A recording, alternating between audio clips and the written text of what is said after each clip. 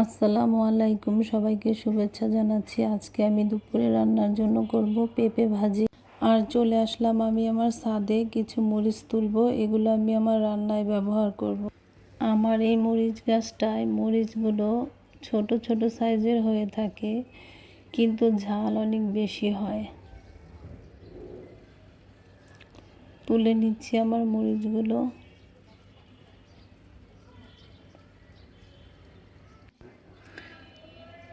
এখানে আমি একটা খুব বড় সাইজের পেঁপে কুচি করে কেটে নিয়েছি, ধুয়ে পরিষ্কার করে নিয়েছি।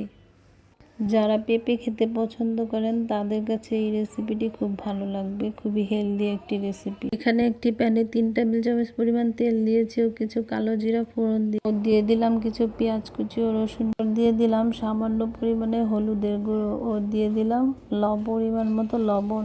এরপর এগুলোকে ভালো করে কষিয়ে নিচ্ছি। এখন দিয়ে দিচ্ছি কেটে রাখা লাল মরিচগুলো। এখন মশলার সাথে ভালো করে মিশিয়ে নিচ্ছি।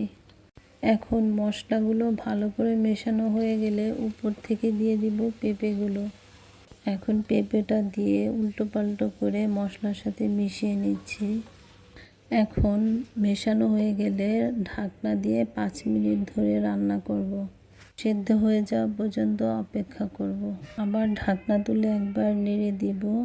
আবার ঢাকনা দিয়ে 5 মিনিট ধরে সেদ্ধ করব। এই পর্যায়ে ভাজিটা হয়ে গেছে।